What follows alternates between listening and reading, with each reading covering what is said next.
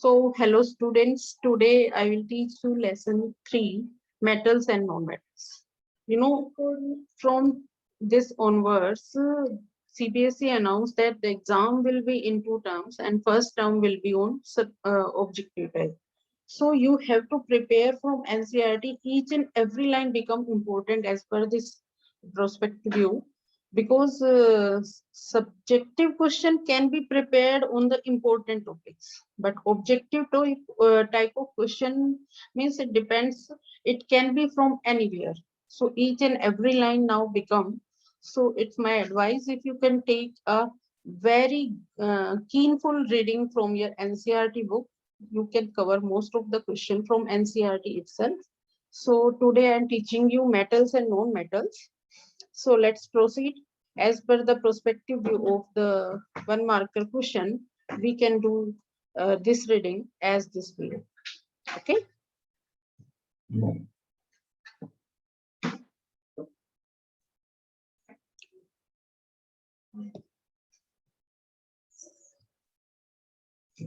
Okay. In class 9th, as you have learned about the various elements, have you seen that element can be you have seen that element can be classified as metals, non-metals on the basis of their properties. So here we are going to read about the metals and non-metals. And students, most of the metals are having certain physical properties that we can differentiate that this is a metal and this is not a metal. So here metals belongs to certain properties. On the basis of these properties, we classify them that these are the metals, right? So here first physical property of metal is hardness. Metal. Easiest way to start grouping the metals and non-metals is the observe that metal physically, how it is looking. Is it lustrous? Is it hard in surface? If it is reactive with the oxygen or not? What are the compounds formed? Melting point, boiling points. So there are certain physical properties on which we classify metals and non-metals. In the periodic table, if you see in that periodic table also,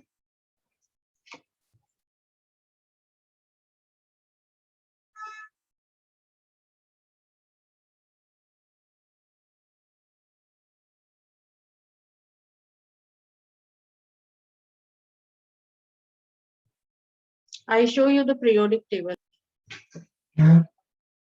So here you can see, students, these are S-block elements. This is our periodic table. All the elements are mentioned over here. So as we go from left to right, metals are here and non-metals are here. And there is a zigzag line: boron, silicon, arsenic, germanium, antimony, polonium. These are metalloids. So metals and non-metals are differentiated by a zigzag line, that is metalloid. So what are the metals? What are the non-metals? We will discuss this in this very chapter. So metal, as we study from the NCERT, because we know that most of the exam and 99% exam questions are expected from the NCERT base. So we will read each and every line of this chapter. So easiest way to start grouping substances is by comparing their physical properties. Let us study with the help of following activity and perform 3.1 to 3.6. Collect the samples of the metals like iron, copper, aluminium, magnesium, sodium, lead, zinc, and other metals that is easily available. So take the samples of iron, copper, aluminium, magnesium. Note that the appearance of the sample. Clean the surface of each sample by rubbing them sandpaper and note their appearance again. So what is meaning by rubbing the metal with the scrub paper? It's mean that metals may have rust on their surface, like aluminium, like copper. So metals can have a layer of rusting over their surface, and once you remove that layer from the surface, the metal become lustrous, more lustrous. So metallic property is lustrous. So Here, take some pieces of iron, copper, aluminium, magnesium, try to cut these metals with the sharp knife. So what does it shows that? It shows that metals are having a property of hardness. So first property, metal in pure state have a shining surface, and this is called metallic lustrous. Now again, the second property is cutting down of the aluminium, copper, magnesium, iron means metal with the knife. So they are hard in surface. So we can't cut them with the knife. But all the metals are not that much hard with them. There are multiple metals like sodium and potassium which can be cut by a knife. And one more important thing is that, most of the question comes from the exceptions. So you must take care while you are preparing about the exceptional cases. Okay. Next, the metallic hardness ke baad, you will find that the some of the metal can be beaten into thin sheets, malleability and ductility.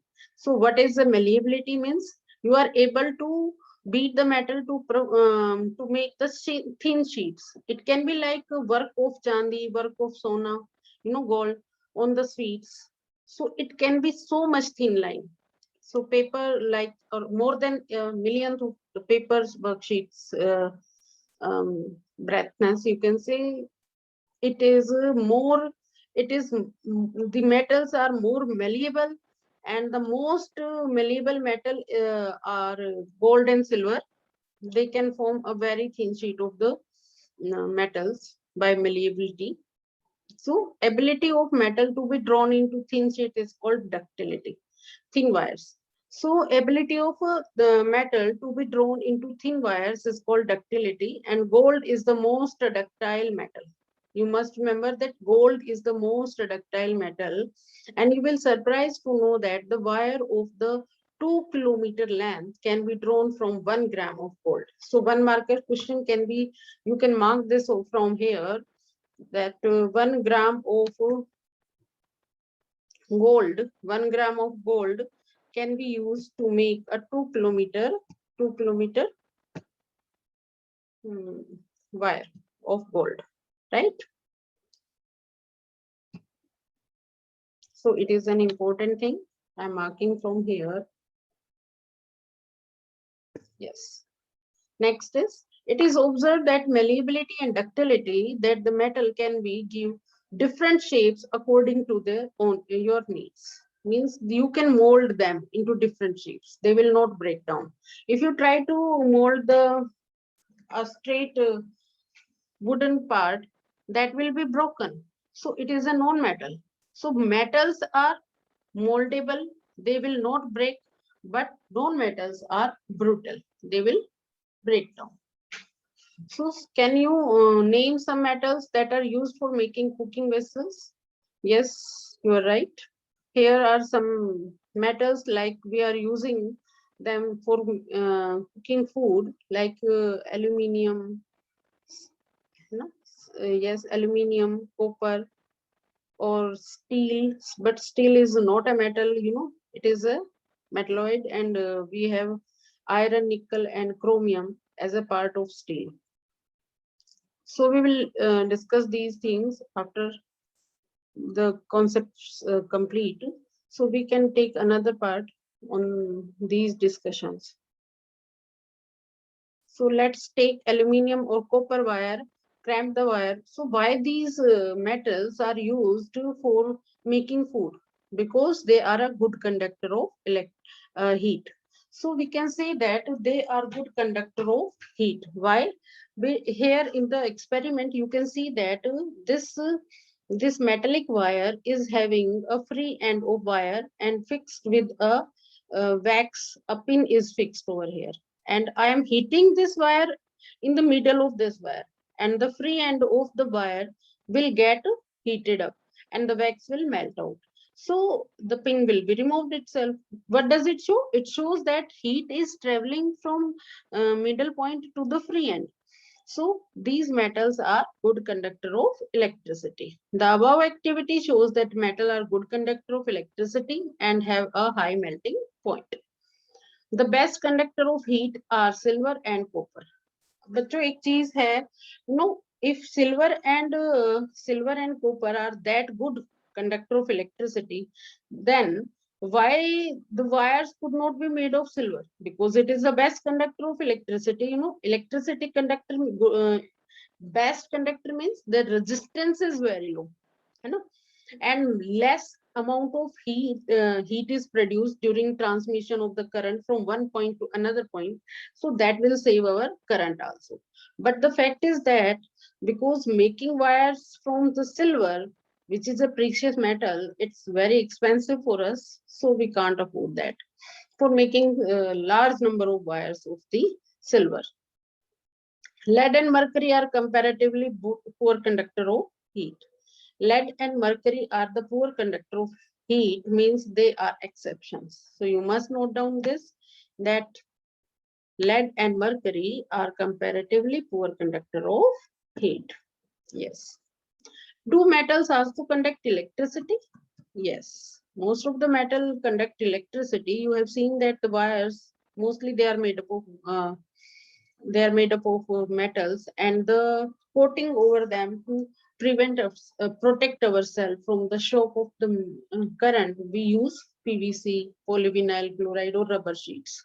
So metals conduct electricity, but non-metals do not conduct electricity. So here you can see that a battery is used to bulb the wire, and metals are good conductor of electricity. That is why these wires are made up of metals. Now non-metals. Okay.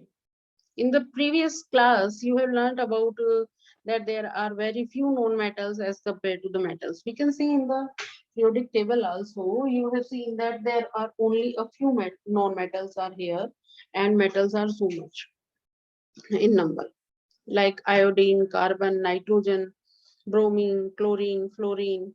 So these are the non-metals. Okay. So here is a activity 3.1, and you can do this by using your knowledge that element, symbols, type of surface, hardness, malleability, ductility, and conductor of electricity, and sonoricity. Yes, what is the sonoricity? Sonoricity means metal on striking with the other metal or non-metal, it produces sound.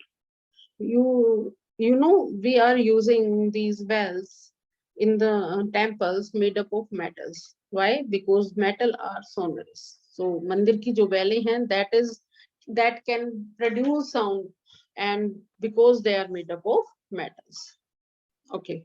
On the basis of observation recorded in the 3-point table, discuss the general physical properties of metal and non-metal, the class. You must have concluded that we cannot group elements according to their physical property. Yes, we cannot decide the element only on the basis of physical property. If it is so, then the basis of the hardness, we should put a diamond in the metal, because it is that much hard, even more hard than the metals. So only on the basis of physical property, we can't decide is it a metal or not metal. So we have to consider some physical properties and some chemical properties both. So you must have concluded that cannot group element according to their physical property alone, as there are many exceptions. Okay, all metal except mercury, such as exist as solid at room temperature. So please mark this question also here from it. This question can be like that, name any metal which is exist as a liquid form at room temperature. So it is mercury.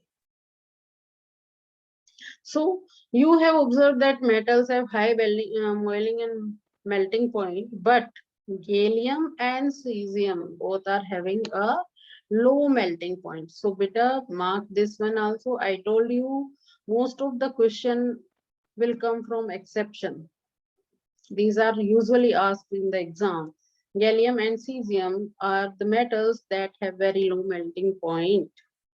And these metals will melt as you keep them on your palm. Okay. Now iodine is a non-metal, but it is lustrous.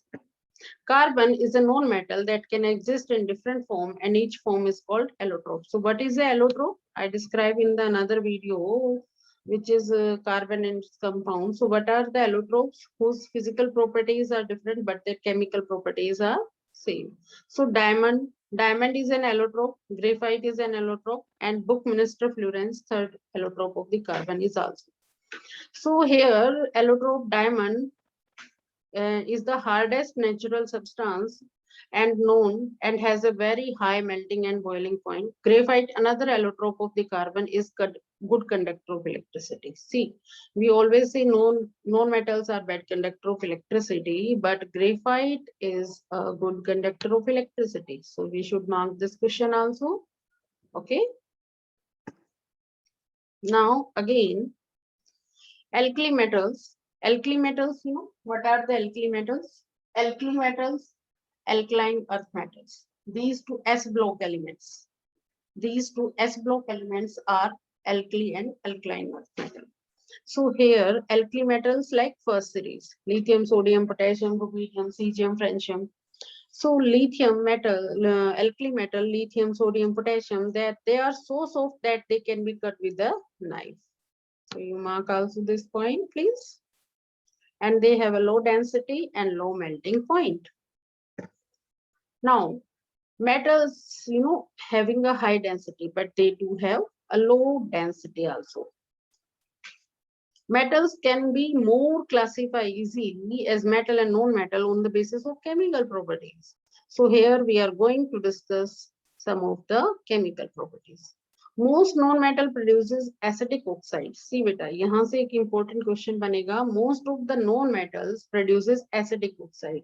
On other hand, most of the metal give rise to basic oxide. But there are certain metals, oxides, which behave amphoterically, means they behave like an acidic oxide or they behave like a basic oxide, both. So we will discuss this in next time. In this chapter itself, we will discuss this. So here are some in-text question. Is a liquid a metal which is liquid at room temperature? I think तुम्हें आता है. You can tell it. Yes, it is mercury. So can be easily cut with knife? Yes, we can cut certain metals with the knife easily. That is lithium, sodium, and potassium. And is the best conductor of heat is your silver, and poor conductor of heat is gallium. Poor conductor of electricity, heat. Sorry. So मुझे याद आ रहा है कि मैंने mark नहीं किया क्या? Lead and mercury are poor conductor of heat, right? So these were the in-text question. We can continue with other.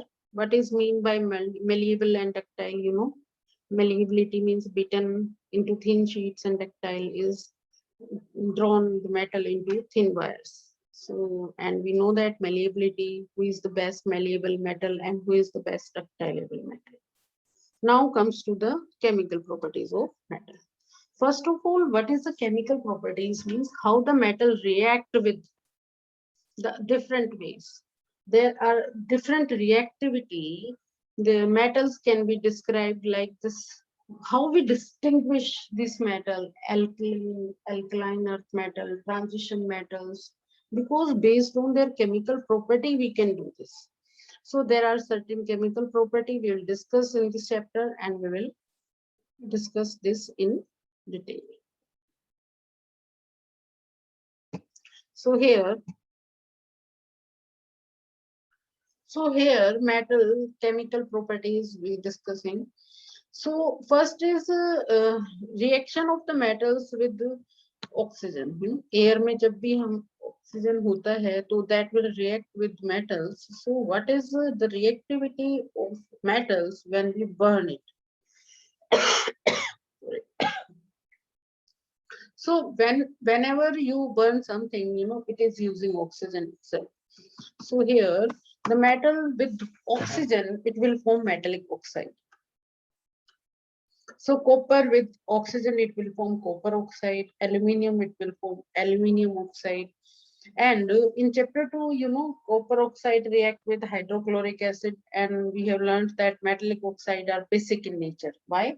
Because they react with acid. They react with acid to form salt and water. That is why we say that metallic oxide are basic in nature. But or not all the metallic oxides are only basic in nature. There are certain metals, oxides, which react with both acid and base. That is why they are called amphoteric nature. So here, zinc and aluminium. Zinc and aluminium are the two examples which behave like amphoteric oxide. Okay. So here, aluminium oxide, Al2O3 plus 6HCl, it will form AlCl3 plus 3H2. And Al2O3 plus NaOH, it will produces NaAlO2 plus H2, sodium aluminate. It is a compound called sodium aluminate. So metallic oxide on reacting with, acid react with base to form salt and water, right? So again here, metallic oxide react with acid to form acid, salt and water. So it is behaving like a base. And if it is reacting with a base to form salt and water, then it is reacting like a acid. So both characteristic of metallic oxide form both the characteristic of oxide metals. They behave like a acid and they behave like a base. So metallic oxide behave like both acidic properties and basic properties. Example is zinc and aluminium.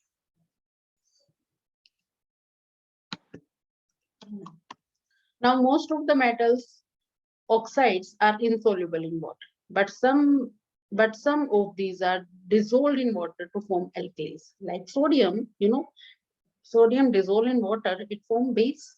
NaOH, strongest base, KOH again is a strong base.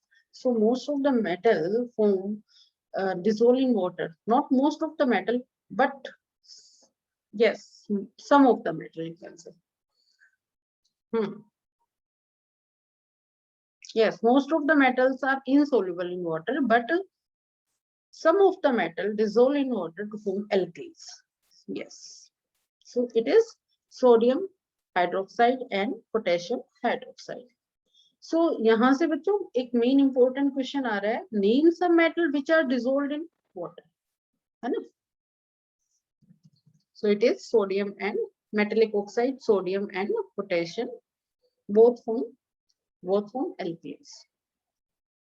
So we have observed in activity 3.9 that all metals do not react with oxygen at the same rate. I told you that all metals are not same, do not have same reactivity. They do have different reactivity and they react different rate with different components. Like here we are using oxygen. So all the metals have a different reactivity rate towards the oxygen. Like sodium and potassium, they react vigorously, they catch fire, even it is so exothermic reaction. So it catch fire itself. That is why to protect sodium and potassium, we keep them in kerosene oil. To protect to protect sodium and potassium to come in contact with oxygen. So we keep them in kerosene oil to cut off the oxygen. So different metals shows different reactivity rates towards the oxygen. Metals such as potassium and sodium react so vigorously that they catch fire if kept on open. Now, hence to protect them and to prevent accidental fires, they are keep immersing kerosene oil at the ordinary temperature. The surface of metals such as magnesium, aluminium, zinc and lead are covered with a thin layer of oxide. When we bring something, it is so lustrous and after some time it becomes dull. In case you can say its brightness reduces. And why it is so? Because of the formation of metallic oxide on the layer. And metallic oxide is in some point of view, it is good even. Like it reduces the lustrous, yes, you're right. But main thing is that it can further stop the corrosion. Once aluminium oxide is changed, a layer of aluminium oxide is developed on the aluminium metal. Now it's to further contact of the oxygen directly with the pure aluminium. So it will stop further corrosion. So in case of, but it is not happening in case of iron. Iron keep on rusting. Yes. So at ordinary temperature, the surface of metals such as magnesium, aluminium, zinc are covered with a thin layer of oxide. The protective oxide layer prevent the metal from further oxidation. See, ये लिखा है ना इन्होंने भी. So the iron does not burn on heating, but iron fillings burns vigorously when sparkled into the flame of the burner. Copper does not burn, but the hot metal is coated with a black layer of copper 3 oxide. When you heat it, it will changes into a copper oxide layer that is black color. So copper oxide color is black color. Silver and gold do not react with oxygen even at the high temperature. We know that. Now, what is anodizing? Anodizing means, in ancient time, people are used to use these aluminium metal utensils for the cooking. But what they do, they anodize the other metals so that they can be used for the cooking purpose. So anodizing means you are making a thick layer of aluminium oxide on the metal of other metals, utensils of other metals. So that is anodizing. So anodizing is a process of forming a thick layer of aluminium. Aluminium develop a thin oxide layer when exposed to air. This aluminium oxide coat can make it resistant for further corrosion, and the resistance can be improved by further making the oxide layer thicker. So during anodizing, a clean aluminium article is made anode and electrolyzed with the dilute sulfuric acid. Oxygen gas evolve at the anode and react with aluminium to form a thicker protective oxide layer. So और aluminium oxide की एक layer हमने aluminium के ऊपर पहले से डाल दी ताकि वो फर्दर ऑक्सीडाइज ना हो. And this oxide layer can be dyed easily to give aluminium article an attractive finish. Now come to the next point. After performing activity 3.9, you have observed that the sodium is the most reactive metal of the taken here. The reaction of magnesium is less vigorous. That is, it is not that reactive as sodium. But burning of oxygen does not help us to decide the reactivity of zinc, iron, copper. Means they do not react with free oxygen, but they react on heating with.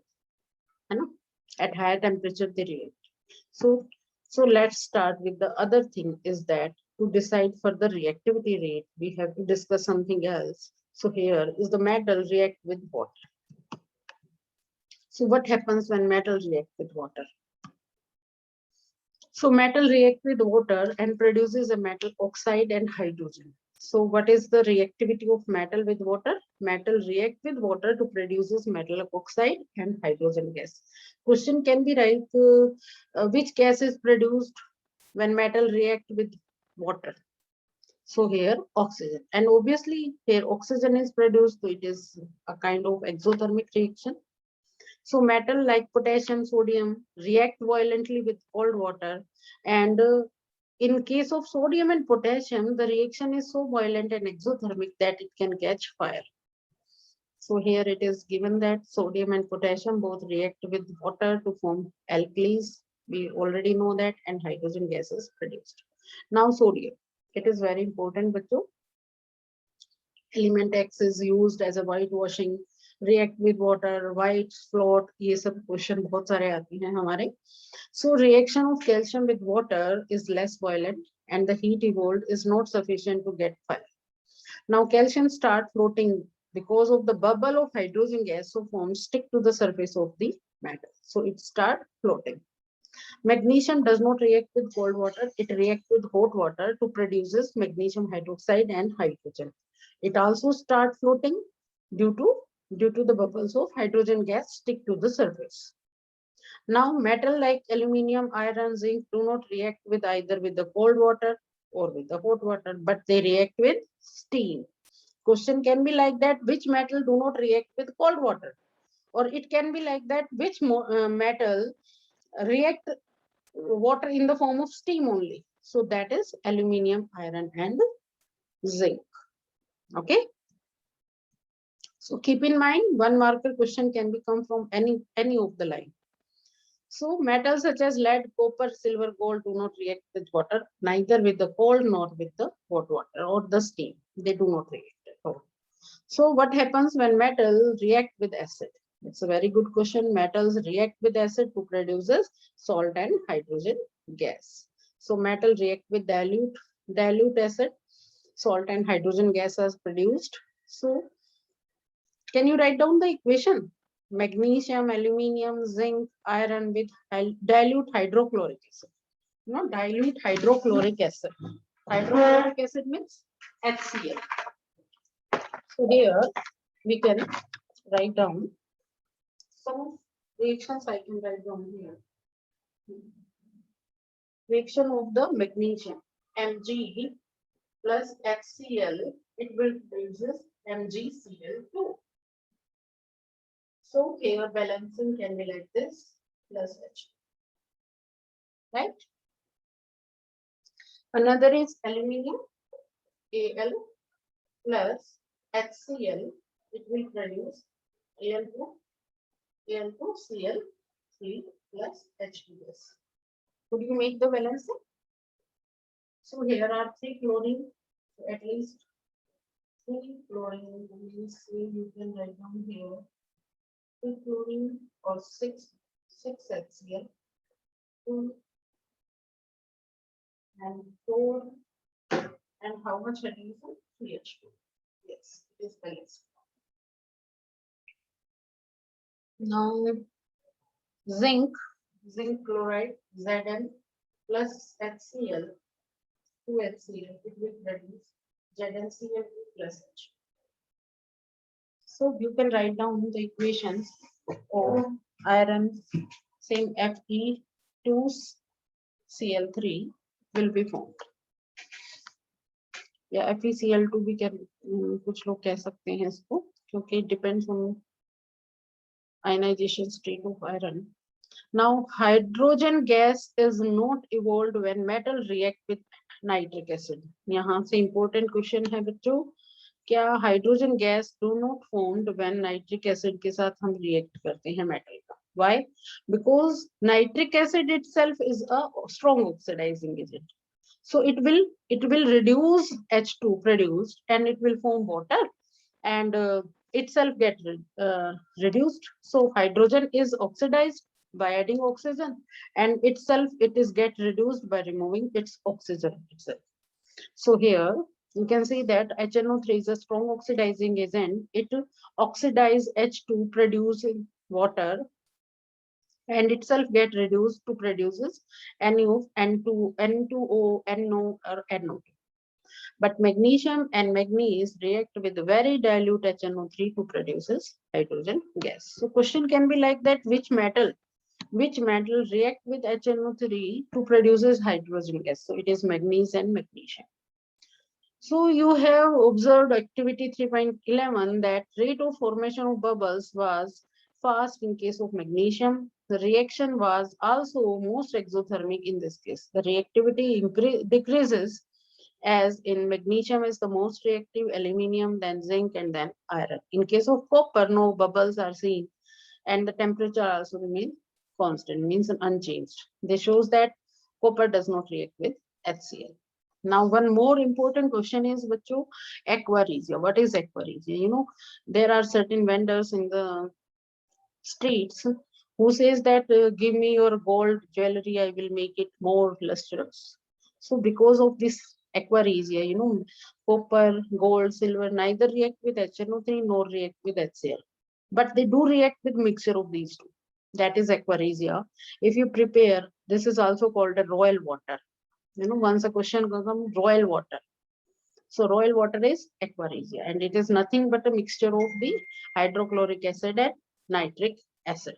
in a ratio of 3:1. So aquaresia is highly corrosive, fuming liquid, and it is one of the few reagents that is able to dissolve gold and platinum. So जो street vendors and they get dissolved gold, and the upper layer of gold is dissolved into their solution, and they will take off it. Next is how do metal react with solution of the other metal salts. So here, yes, here is a metal salt, means copper sulfate is solution is here, and we dip a uh, iron nail into this. After some time, we can see that the blue color of the copper sulfate disappear. Why it is so? Because iron nail is more reactive. Iron is being more reactive, so it shows displacement reaction. So how it is shown? It is like this one. Copper sulfate CuSO4 plus iron Fe, it will form FeSO4 plus copper. So more reactive element will displace the less reactive element metal. So ions are displaced. So we have seen that the previous section, all metal do not have equally reactive. So we check the reactivity of various metal with oxygen, water, and acid. But now the metal do not react with these reagents. So we have to able to put all the metal samples collected in decreasing order of reactivity.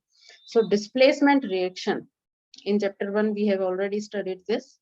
So here metal react with a salt solution of metal B, metal A react with a salt solution of metal B, and the salt solution of metal A is formed and metal B is extracted.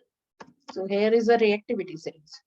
Reactivity series means a descending arrangement of the metals in order of their decreasing order of their reactivity. So you can remember this. First is sodium, first is potassium, sodium, calcium, magnesium, aluminium, zinc, iron, lead, hydrogen, copper, mercury, silver, gold, and platinum. Platinum is missing, you can add this. So here are some question again. Question is, why is sodium kept immersed in kerosene oil? You know that because sodium is so much reactive that it catch fire and come in contact with the oxygen. So it is kept in kerosene oil. Well, now next question is, write the equation of reaction iron with steam. ये हमने अभी किया है बच्चों. Fe2O3 reaction with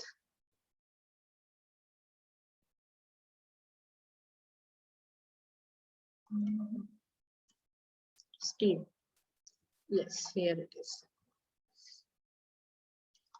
Here आपका reaction. Fe plus 4H2O, it gives rise to Fe2O4, Fe3O4 plus H2. So it is Fe react with water, iron react with water, steam, not water, it is a gaseous form of steam. You have seen that water is written in bracket is G, it means gaseous state. So iron oxide Fe3O4 is formed and hydrogen gas is liberated. A good question is that sample A, B, C, D are taken and added to the following solution one by one. The result obtained are tabulated here. First, A metal does not show any reaction, but it shows copper displacement reaction in copper sulfate. So obviously, and here B shows the displacement reaction of iron. So here copper is less reactive than iron, and this B metal is more reactive than iron itself. So B is the most reactive. Then A, because it shows reaction with the copper sulfate, and C does not show displacement reaction to any of the solution, just only silver nitrate. Here in the silver nitrate, it is formed the displacement reaction. So reactivity rate should be like this: B, A, C, and D. And which is most reactive is B, which would be the, what would you observe if B is added to solution of copper sulfate? Added to copper sulfate, so it will show the displacement reaction, and in order of the decreasing order of reactivity is B, A, C, D. Okay, which gas produced when dilute sulfuric acid is added to the reactive metal and the chemical reaction of iron react with dilute sulfuric acid. So iron sulfate FeSO4 will be formed, and here hydrogen gas will be formed. Now what would you observe? What would you observe when the zinc is added to a solution iron sulfate and chemical reaction that takes place? Okay, Richard? So what would you observe when zinc is added to iron sulfate? Zinc is added to the iron sulfate. So you see, if zinc is added, so zinc is more reactive than iron, so it will displace. So zinc sulfate will be formed and iron is formed. Now here is another topic. How do metals and non-metals react? In the above activity, you saw that the reaction of metals with the number of reagents. Why do metals react in this manner? Let us recall that we have learned electronic configuration. So what the reactivity, on which factor the reactivity of a metal depends? It depends on the electronic configuration. So whatever the number of electrons in outermost, it will reflect the reactivity of that metal. So in case of sodium, you know that sodium is having 11 electrons. Here is electronic configuration. You can see sodium is having 11 electron and 1 electron in the outermost cell. So it will be in a noble gas configuration after removing this electron. So it tries to donate that electron as soon as possible. That is why these alkali metals are so much reactive. Okay, so we will see this topic in the next class. Till now, okay, bye, take care.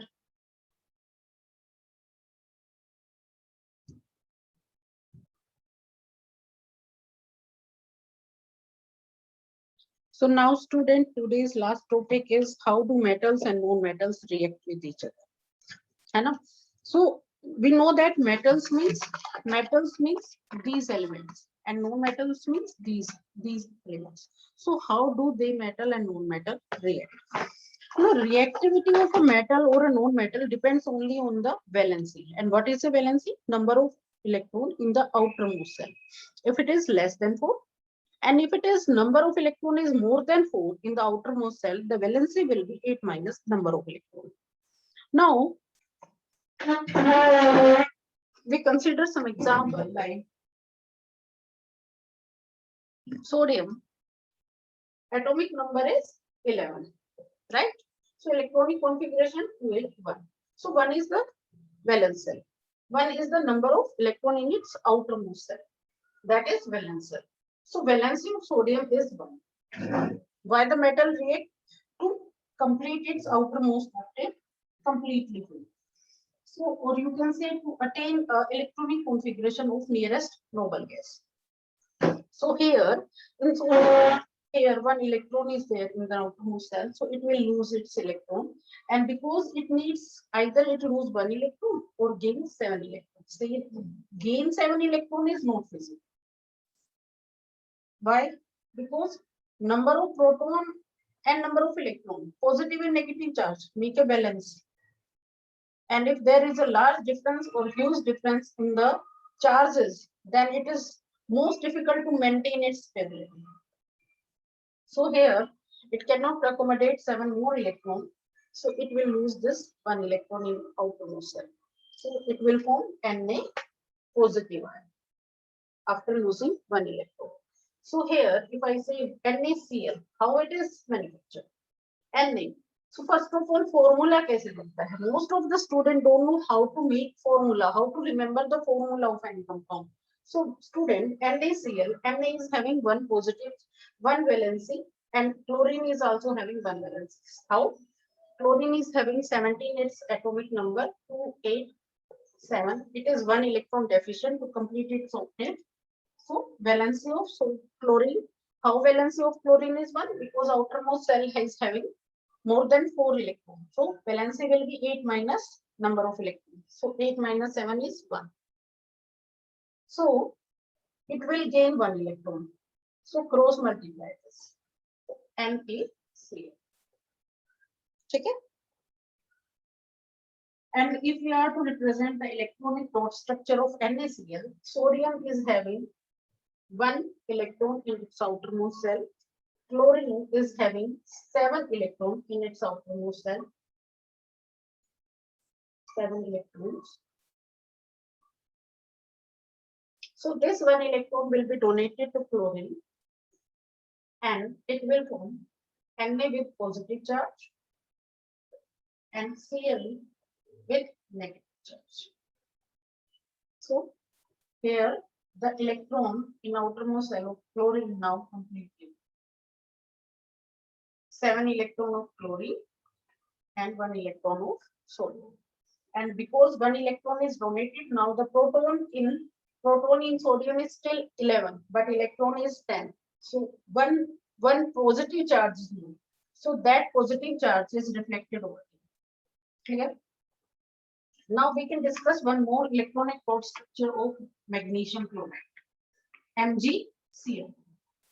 Magnesium, you must remember at least atomic number up to 20 elements to calcium. So magnesium is Mg and its atomic number is 12. Chlorine again 17. Electronic configuration 282 and its electronic configuration 287. So again it is 1 electron deficient. So formula will be valence of Mg is 2 and chlorine is 1. So those multiply and the formula will be MgCl2.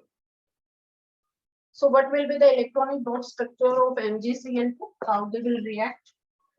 So here magnesium is having 2 electrons in its outermost and it will react with chlorine. Chlorine is having 1 electron deficiency. So 1, 2, 3, 4, 5, 6, 7. 1, 2, 3, 4, 5, 6, 7. So one of electron will be donated to this chlorine and one will be this chlorine. The formula will be Mg, 2 positive charge and chlorine is यहाँ पे 2 subscription. Here it is 2 written means 2 chlorine are there and having 1 negative charge each. So this is the electron dot structure of magnesium chloride. So you can write down the same way SO2 for SO2 and aluminium chloride and H2O. So there are multiple compounds. You can write down their electron dot structure like this one. And this is for today itself. And we will try to make more videos on the next topics. So enough for the day and thank you very much. Thank you.